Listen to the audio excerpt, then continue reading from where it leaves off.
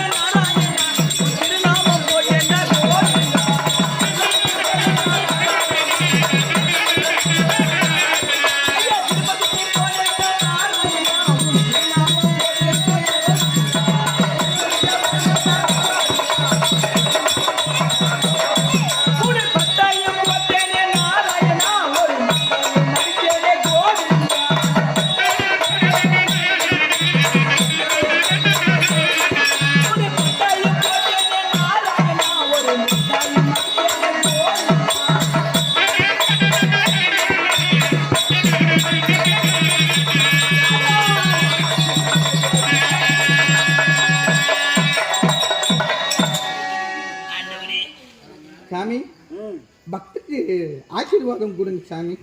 அவனுக்கு அறிவு அறிவில்லாதெல்லாம் அங்க போய் கும்பலாம். இறைவன் எங்கும் இருப்பார் என்பது அவன் அறிவான்.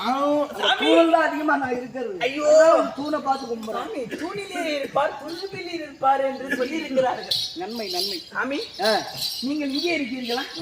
மன்னித்து விடுங்கள். நான் இருப்பேன். சாமி, சாமி, நீ ஆஞ்சான் என்னுடைய பொற்பீன பொற்பாத செந்தாமரை கமலங்களை பணிந்தபடியினால் சரி, அப்படியே சொல்லுங்க. அச்சனை தேவன் சுபிட்சமாக வாழ்ந்திருக்க வேண்டும். சரி, லிக்க கண்ணியம் சாமி. ஆகையால் தெய்வீகம் போன்ற திருச்சபை ஆற்ற சபை 101 1001 புலவர் 1 புலவர் வார்த்தை 16,001 பூத்தமலர் ராதா கோடி 1 உண்டாயிரம் என்று சொல்லிய வண்ணமாக ஆமாங்க பூத்திருக்கக்கூடிய மலர்கள் போல் கூட்டம் கொண்ட அவை மல்லிகை முல்லை வெற்றிவேறு பாரிஜாதம் விருவாட்சி என்று சொல்லக்கூடிய மலர்கள் ஒரு நந்தவனத்தை எப்படி பூத்து குலுங்கி கொண்டிருக்குமோ காற்றின் அசைவை கொண்டு அந்த மலர்கள் எல்லாம் எப்படி அசைந்தாடுமோ அதை போல இங்கு அமர்ந்திருக்கக்கூடிய மலர்கள் போல் முகங்கள் கொண்ட அந்த சபையை நாடி வந்திருக்கிறேன். நான் யார் என்ற விளக்கம் நீங்க சொல்லுங்க சார். சொல்லாமா?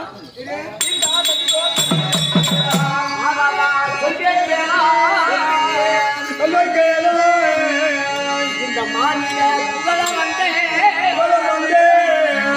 இந்த யாதவன் புரட்சி தோன்றி அருமையாய் வளர்ந்த காலையே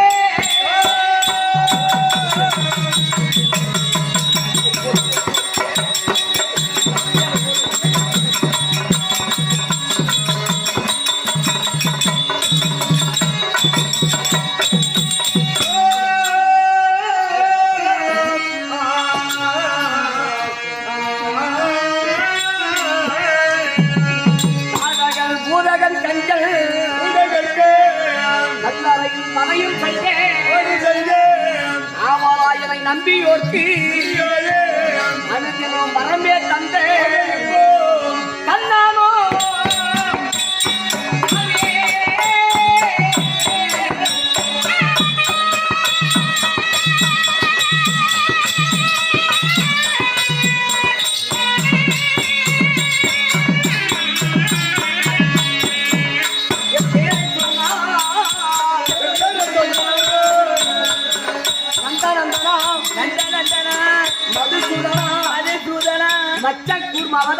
மச்சக்கூர்மவதாரா வாமனனே பரசுராமா நந்தா முகுந்தா கோவிந்தா தாமோதிரா ரிஷிகேசவா நீ வர வேண்டும் என் குறையை தீர்க்க வேண்டும் என்று ஆமாம் யார் உள்ளன்போடு மனதிலே உண்மையாக துதிக்கிறார்களோ அவர்களுடைய கர்ம வினைகள் எல்லாம்